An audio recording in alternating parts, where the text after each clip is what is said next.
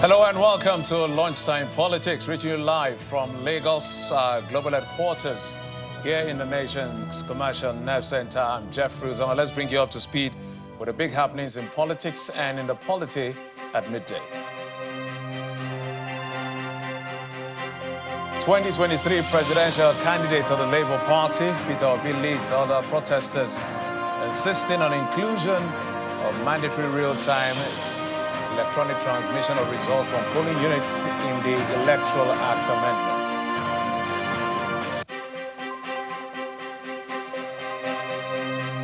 And the proscribed indigenous people of Biafra announces an end to Monday sit-at-home order in the southeast states of Nigeria.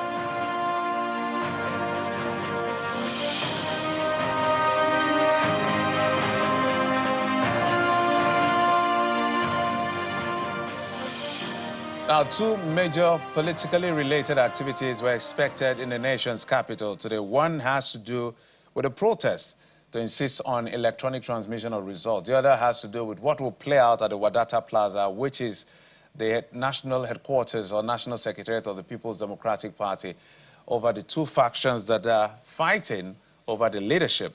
But court judgment is alternating leaderships at different times. But let's stay with that protest at the National Assembly, where the 2023 presidential candidate of the Labour Party joined what they call the Occupy National Assembly protest in Abuja following the Senate's passage of the Electoral Act 2022 Repeal and Reenactment Amendment Bill 2026 through third reading, in which lawmakers removed the phrase real-time transmission of election results. Ms. Obi says the Senate must prevent the kind of glitches that the Independent National Electoral Commission (INEC) reported in 2023 and make real-time electronic transmission of results mandatory.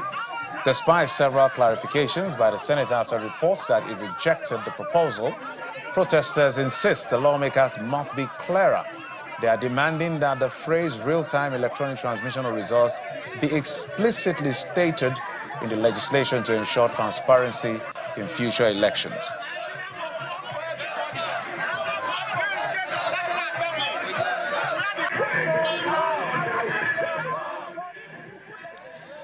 And that is the focus of our conversation today. And it's been building up until now. The House of Representatives has also considered the 2022 Repeal and Reenactment Amendment Bill, and they passed real-time electronic transmission of results from the polling unit. Now, it's not about discretion, it's making it mandatory. But there are arguments for and against. Well, when it got to the Senate's turn, the Senate removed real-time and left the discretion to INEC and got a lot of furore. People were angry and all kinds of things have been said. Now the Senate is convening tomorrow for the votes and proceedings that will mandate committees that are set up for harmonization, the conference committee.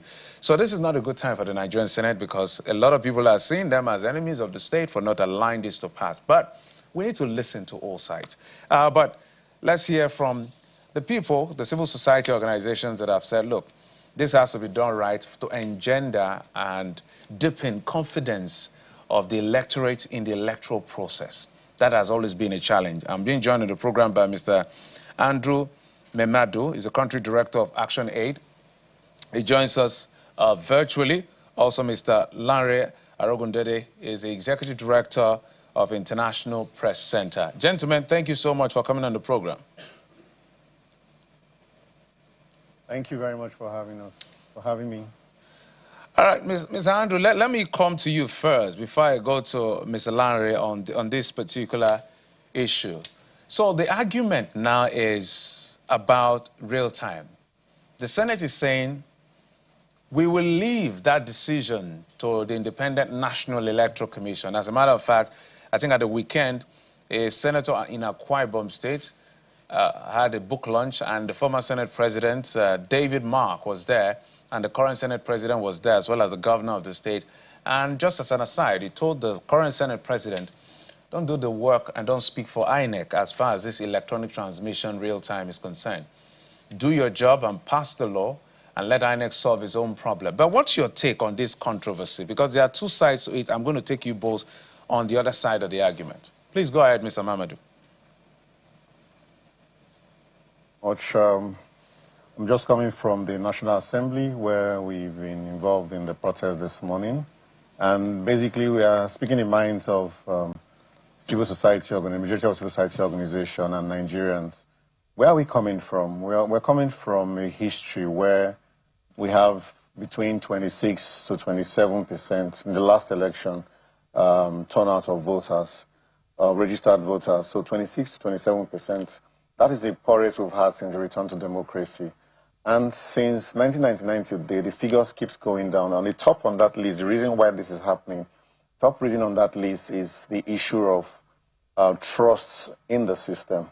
So there's voters' apathy. So this is about it. But the top two, voter apathy and the trust, the confidence in the system. People think that their votes would not count. And we have seen this manifest year in, year out. The weakest link in our electoral process is between where we cast our vote at the polling units and when the result gets to the collation center. It looks like there is the magic that happens. So it's not what is people vote counted at the voting center, at the polling unit. That's what manifests in the collation center. And we say, how do we solve this problem? We went a step further in the last amendment to say it is optional, shall. But the Supreme Court, up to the Supreme Court level, the courts have said shall means that, of course, it's optional and you cannot sue because INEC refuses to use it. Now, we have learned lessons from that. And we say, why leave it optional? Since it's there, that means it's possible. The last amendment we did, 2022 amendment, the NCC was brought and they said, is it possible? And they said, yes, with coverage, we are okay, we can do this. So that's on one hand. And recently, the Nigerian Society of Engineers, which of course have all professionals, these are professionals that are working within this space that should be able to know better, be able to even advise our Senate and the House of Rep. And they said that the lacuna or the issue around spread of network is not enough, it's not adequate to stop the real-time electronic transmission of results. So if this is our weakest link, this is where we are coming from. This is what is making people not come out for election. And the power to decide who should govern us, who should be our president, governor, and all of that, resides with the people. The social contract that Nigerians have with the government is the government have the responsibility, the power to make laws and all that, govern us. But when it comes to deciding, that should be left for the people to do. Over the years, if we have seen that being manipulated, and you see young people saying that, oh no, they've already decided who's going to win. We want to change that narrative. And for us to change that narrative, let the votes count. Let us go to real-time electronic transmission of results. Nigerian Society of Engineers said that it's possible. House of Rep has passed it.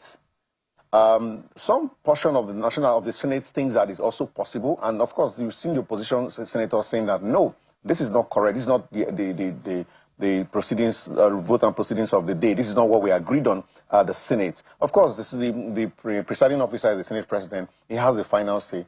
But just to say that the approval of the votes and proceedings of the day, of the previous day, needs to happen. I suspect that will happen tomorrow when the Senate comes up. So our demand, or what we are pushing for, is simple. Why don't we get the voices of the people? Why don't we give power to the people? If I say it's 3 votes here, let that 3 votes count. If we say it's 10 votes there, let it count. Today you could be in power. Tomorrow you could be in opposition. But for us in civil society, our stand is very simple. We stand with the people. We stand with all of us as civil society organization. And today you saw politicians come out. But just to be clear, as civil society, we are different from the politicians. Our demand might align. Our demand might be the same. But we are non-partisan, and that we should not be merged as and just say, oh, they are all politicians looking for political interest. It's not about political interest. It's about the voices of Nigerians counting, and that is what we are pushing for at the end of the day. Mr. Arogundele, let me come to you, because I had a back and forth with one commissioner who is a member of the APC.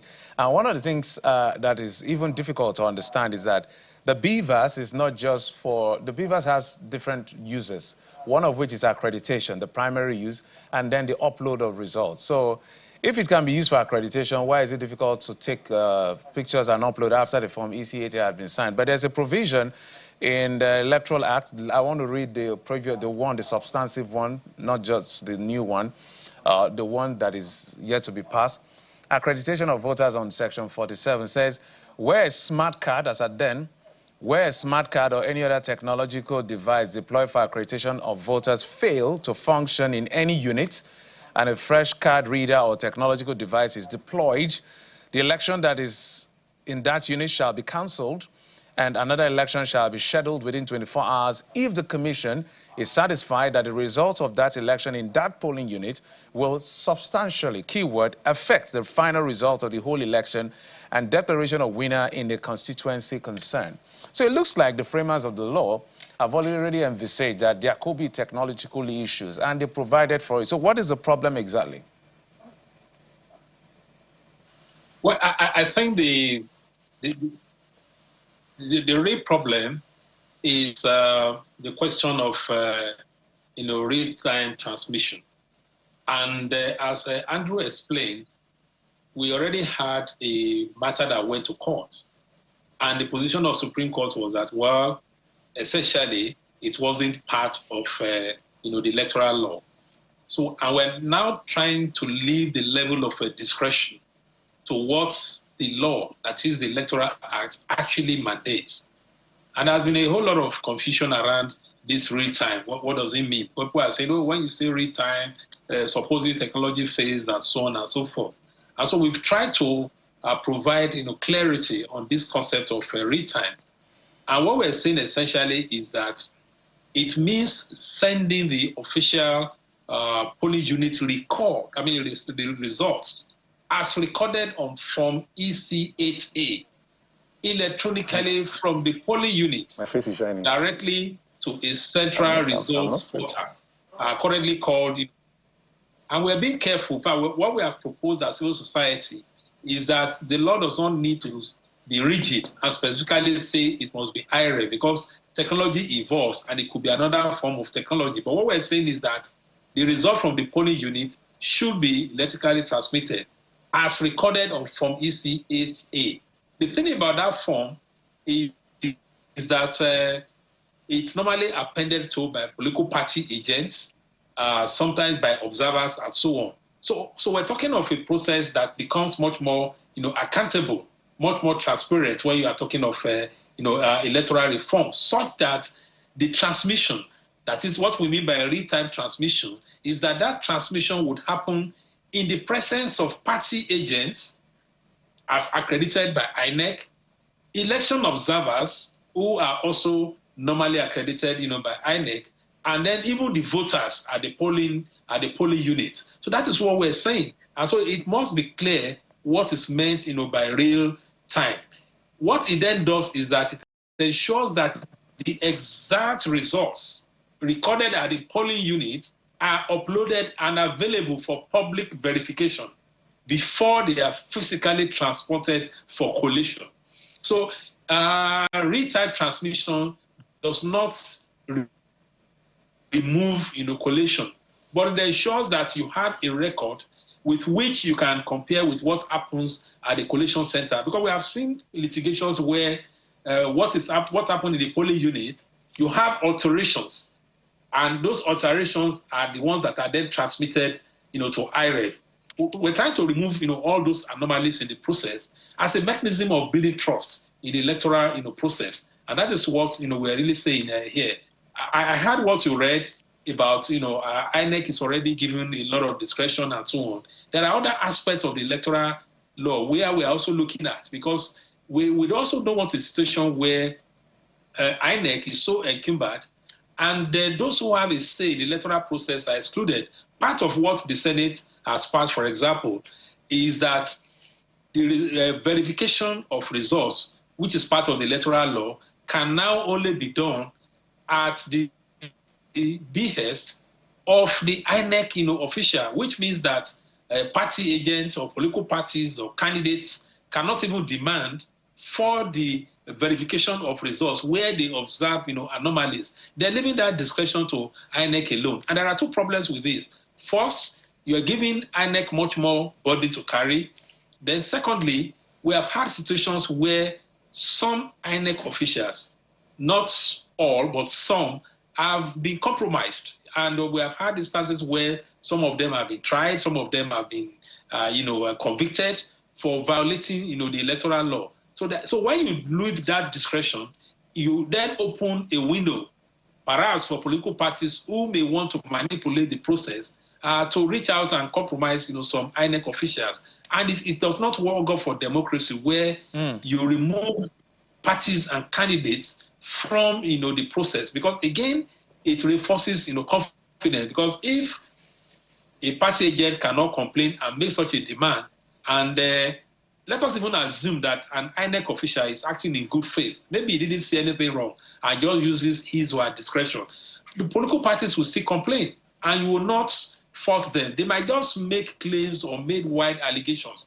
All we're trying to do is just to save the integrity of our electoral, process. All right, Mr. Arabunede and Mr. Andrew, we're going to come to you in just a moment, but we'll take a break. And when I come back, I want to find out, because issues around, I think, Section 63 that has to do with unmarked ballot papers, rejected ballot papers, the things that actually happen at the collation center, which is one of the concerns being raised, because if there are alterations or modifications at the ward collation center based on what was found out from what happened at the polling unit, how will that be reflected in on the IREV when the result has already been uploaded? I think you should give me some answers to that, but we'll be back after this break. Stay with us.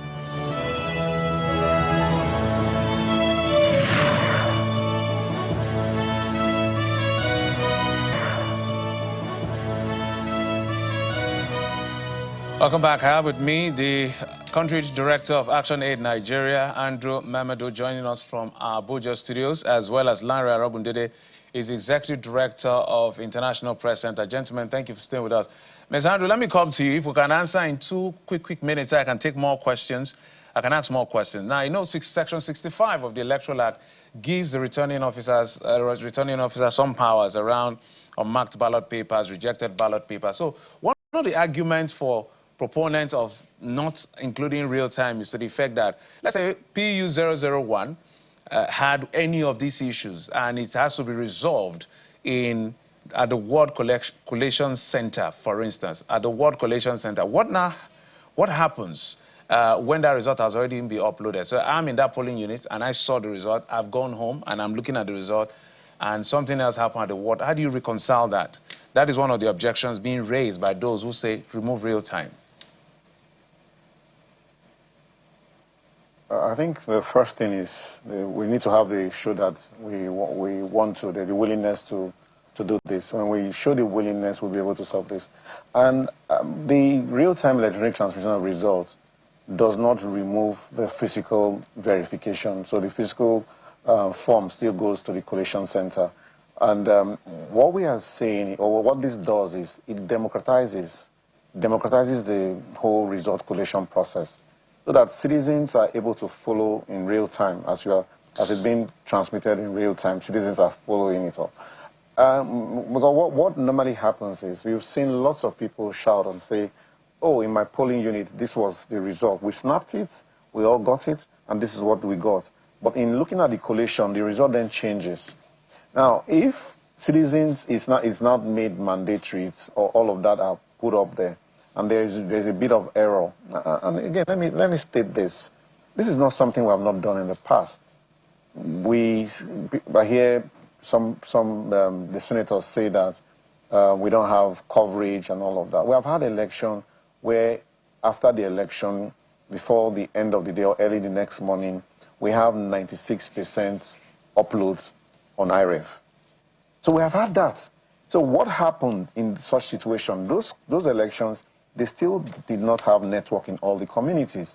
And just to state that, IREV, the way it's designed, you know that IREV have the capacity to capture that information and hold on to it. So it's what you call the offline and online ability. So the IREV has the offline ability. So once you use it, you can no longer go to that version to tamper with it. All you need to do is, all IREV is waiting for is just waiting for the next available network. So once it gets hooked up to any network, and it has multiple networks and the way it's designed, we have spent billions of naira this year. INEC budget is 1 point something trillion naira. INEC budget. So we have spent trillions of naira in this technology, in our election process over the years, and we are all building towards this. So this is an opportunity for us to handle and deal with it, and we cannot go back and then go back to status quo where we are coming from. So the issue of if there are discrepancy, it is allowed to be checked. But what we don't want is where there are huge differences. If there's a little discrepancy, it will show. We will be able to correct it there and then because the hard copy will show it. But it's not a case where a totally new form is now submitted to replace what left the polling unit and went to the collation center. Okay. That has been the practice, and that is what some politicians, not all politicians, that's what some politicians, and it might seem to favor the ruling parties now. The ruling parties, I would say that they have a lot of things working for them, which they shouldn't spoil with this. So you have a lot of people defecting.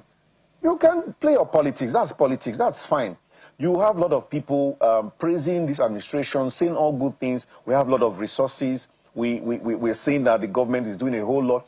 That's perfect. That's good. They are entitled to their opinion. However, what we are saying is the power to hire and fire should be left with the people. So if the people are satisfied, I'm the chief executive of an organization, and if I hire you, or we hire you in our organization, we might make a mistake. But we have room to remedy that. And it will come in the form of... All right, Mr. Andrew, let me take you to Mr. Arobundede. My apologies because of time. Mr. Arobundede, I want your input on what I just raised. So the sequence of corrective measures are stated in the Electoral Act, whether the old or the new one. If the polling officer makes a mistake or whatever error there is, the returning officer can overrule because he has a final say according to Section 65. If that is incorrect, the commission in 7 days can review their results. If that is incorrect, the tribunal and eventually the court. So what exactly is this argument around corrective measures or contention that may be corrected that may not reflect in the portal when the results have already been uploaded real time? Well, so what Section 65 in the current act that you are referring to specifically deals with will be unmarked ballot paper, rejected ballot paper, and then declaration of scores of candidates and a return of a candidate. I think C is what is very important here, the process, the declaration of scores. And what we're saying really is that the process that will lead to that declaration must be made much more transparent. And that is where the whole question of e-transmission comes in, because all these things do not remove the element of the role of political parties, the candidates as represented by their agents. And so when you look at what we are proposing as Clause 63, so we're saying now is that, yes, you have this clause, but let's add one that specifically states that the designated election official shall electronically transmit all results in real time, including the number of accredited voters, directly from the polling units and collation centers to a public portal. Remember, we talked of polling units and collation centers, and the transmitted results shall be used to verify any other result before it is collated. So this helps, the process, such that if the official is now making a final declaration, as stated here, we will have, minimal or most likely, we're not likely to have a chance of such a result being contested by turn. And in the Senate version, what they have actually said is that, well, this should be done by an INEC official. But we are now saying that the amendment should extend to give powers to political parties and candidates to call for that review. You do not leave it to the discretion of INEC alone. In other words, if they observe that something has gone wrong at the level between polling units and collation, even in spite of e-transmission, they should be in a position to call for review.